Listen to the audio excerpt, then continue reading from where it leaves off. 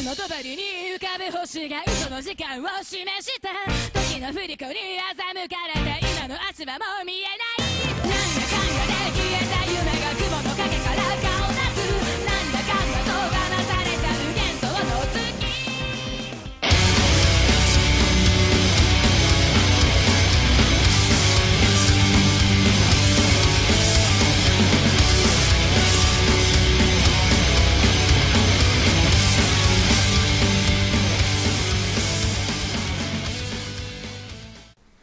Hello, and welcome to another episode of Combat Arms In Depth. My name is Agent Psycho, aka Toes98, and as always, I will be your host for yet another in-depth video.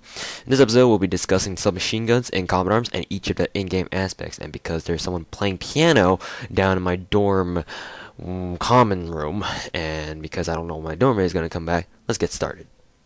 Submachine guns are, as with all other FPSs, your close quarters guns. They're the weapons of choice when you know you are going to embroil yourself in some up-in-your-face gunplay action. Although there aren't quite as many submachine guns as there are assault rifles, the spectrum of submachine guns and combat arms is wider, giving you a great diversity in how you want to fuck your enemy shit up in their face. Kinda sounded wrong, yes I know. Essentially, by looking at the general statistics of submachine guns and combat arms, you can see that Nexon intends submachine guns to be used, well, like submachine guns. Because of this, damage is optimal at, obviously, close range. Submachine gun damage statistics range from as low as 30, 31, or 32, which is the damage carried by the Uzi, one of the weakest submachine guns in the game, to about 38, which is carried by the UMP-45 and the M249 Para, the two of the most powerful submachine guns in the game. Compared to the damage spectrum that assault rifles enjoy, the submachine gun damage spectrum seems relatively tight, but this will be explained later. All submachine guns suffer bad damage drop-offs over range, and naturally their maximum ranges are shorter than assault rifles as well. And comparatively speaking, submachine guns have a range of, or a maximum range of 62.5, and assault rifles have a maximum range of 87.5, so clearly you can see that, you know, assault rifles have longer range, and thus are better at long range. Duh. And this forces players to use submachine guns as they are intended at close range, obviously. To estimate if you are generally within your submachine gun's effective range, you can shoot. If you can shoot your enemy and still have most of your bullets hit your target without having, or within your starting spread, then you should be good. If not, then you better get close to your enemy and light them up, or just, you know, get your Forrest Gump on and just book it the hell out of there. As for portability, submachine guns are the second weapon type after pistols to have the highest portabilities in the game.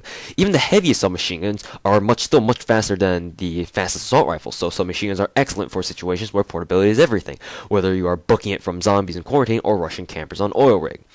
To give you a numerical benchmark, the M249 Para, which is Combat Arms' heaviest submachine gun, or at least one of the heaviest, has 70 portability, which is matched by the fastest assault rifles like the Barons or the Ravens, and the fastest submachine guns like the Magpul FNG-9 or the, I think I want to say the FMI SAF. They both have 90 portability, making them pretty much as fast as the expandable pistols like the G23 and the K5. And if you have speed gear to complement these portabilities, you are guaranteed to get accusated for being a speed hacker. Don't worry, I've been there too. And let's not mention what happens when you get accolades in conjunction with Victory Lap. Now that is something to accusate about. Not really. In terms of rate of fire, submachine guns lead the pack. No other weapon type has on average faster rate of fire than do the submachine guns. Even the slowest firing submachine guns like the UMP and M249 Para have faster rate of fires than even the fastest firing assault rifles, which are typically after submachine guns in the rate of fire department at 79, which is the lowest on the submachine gun rate of fire spectrum. And the fastest firing submachine guns typically have an insane rate of fire of 90, which means you can spit out bullets faster and you can say, "Die, motherfucker, die." Because the overall spectrum of rate of fire for submachine guns is so damn high, the damage correspondingly cannot be too high, otherwise they'd start to be, you know, overpowered at close range. Taking damage and rate of fire into account, submachine guns are king in DPS times at close range, but only at close range. Accuracy doesn't really matter too much for submachine guns and combat arms. While accuracy is pretty important for assault rifles, submachine guns do not benefit much from their accuracy stats because you cannot use them effectively at long range unless you're a headshot machine. Instead, what I believe is the function of accuracy on submachine guns is that the accuracy stat determines submachine guns' tendencies to fire shots towards the middle, but even then, given the nature of submachine guns' recoil spreads, that statement itself may be flawed as well. In other words, accuracy doesn't mean shit for submachine guns in general, at least not to me. Recoil is similar to assault rifle recoil in that some machine guns also have varying degrees of recoil. But for the most part, like their damage spectrum, the recoil spectrum for submachine guns are not as pronounced.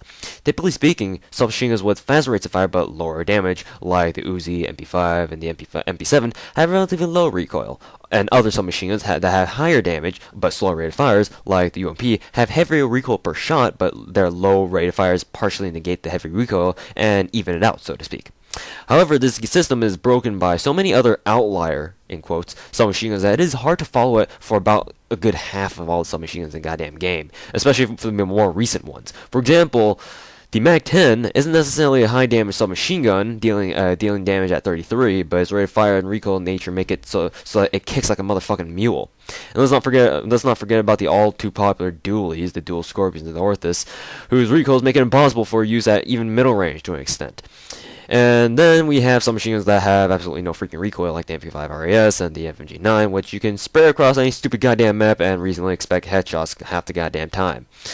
Typically speaking, however, if recoil is higher, then it is easier to kill them at close range. Just don't take my word for it, since close quarters combat is always tricky, and you never know what's going to happen. In other aspects of recoil, submachine guns are pretty batshit terrible at tap firing. You can only effectively tap fire with submachine guns that have rates of fire that actually won't fire 2 bullets accidentally when you try to tap fire with them. Submachine gun spreads are also the smallest of weapon types in combat arms, and they are designed specifically to augment their CQC abilities. This also means that their default spreads, the one that you see when you are standing still or crouching, start very large, meaning that you cannot fire at people at long range even when standing still with an SMG. Unlike assault rifles, whose spreads may noticeably differ from gun to gun, it is hard to tell with submachine guns in terms of change in recoil spread, and at close range, recoil doesn't really matter as long as you kill the person in front of you first. Another aspect of the recoil spread on submachine guns is that due to their size and nature, it is to your best advantage that you train to get headshots with submachine guns. Due to their typically low damage compared to other gun types and very high rates of fire, you naturally have a much higher chance of getting lottos if you simply aim for the general head region on your opponents. This is important. This is especially important for those lower damage submachine guns, and for the record, the MP5 and the M2G9s are two of the easiest submachine guns to go absolute ham on picking heads. One unique attribute that I have already mentioned before is that submachine guns are currently the only weapon type to have dual wielding weapons, which are in this case the dual Scorpions and the Orthus, which is an upgraded dual Chris. It is surprising that Nexon decided to allow submachine guns to have dual wielding weapons, seeing that handguns and pistols would be a much more sensible choice to give dual wieldies to, but Nexon can do whatever the hell they want. They don't need to make sense all the time. As for recommendations for those of you guys who rock the GP monies, I recommend the MP5A4. The MP5A4 is what I consider to be the M416 CQB of submachine guns. Just like the M4A1, it's a humble weapon, and it's easily overlooked by many just because of the fact that, it's a starter weapon, and it's automatically passed off as shit because, it's a starter weapon, it's for the noobs. However, the MP5 has one of the most noob-friendly recoil spreads and patterns among submachine guns, and it's extremely easy to get logged with just because of the fact that there is virtually no recoil kickback. And that obviously makes up for its relatively low damage per bullet. I also recommend the Chris because, statistically speaking, the Chris is a very good competitor against other NX standard submachine guns like the Magpul, the amiscia, the T2, the PLPO2, because all of them have at least 88 portability and 90 rate of fire. So there you go. If you are the accolade junkie and love to get huge kill streaks, then the PP19 family is perfect for you, with the highest ammo count of any weapon save for the submachine or the machine guns. And of course, all the other popular submachine guns are all great choices, like the P90, UMP, and the MP7. If you want to try to piss me off, rock any variant of the P90. That, along with mines, will kill me every single shitting time. And yes, I just did say shitting. For those of you who have NX and don't have any other over-fucking powered submachine guns, cough cough, I don't even need to mention them, you can have a wide range of submachine guns to pick from that are only available for NX. Of them, I highly recommend the dual Scorpions for obvious reasons. Everyone will simply melt to your bullets at close range because of the sheer rate of fire that those things have, but because of this, you are forced to use the Scorpions exclusively for close range. It is completely ass useless at any other range other than close quarters combat, for obvious reasons. Plus, you get to get called a dual noob. Isn't that great?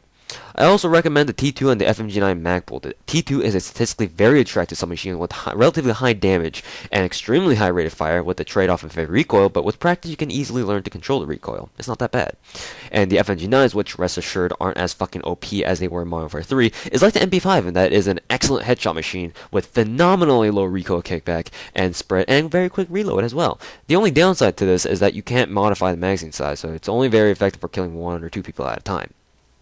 Well, that'll wrap up this episode on Commodore Arms In Depth. We have just finished discussing submachine guns. In the next episode of Commodore Arms In Depth, we will be moving on to map reviews, starting with the all-popular oil rig. So, yeah, thanks for watching, guys. I've been your host, Asian Psycho, aka Toast98, and I hope that you have found this episode useful. I'll be continuing on with the in-depth episodes on other weapon types as well. Just that I just felt like doing some reviews on some maps because I really want to show you guys some things about some of the maps that I think you guys will really like. So yeah, thanks for watching, guys, and I'll see you guys later. ゆっくりしてってね。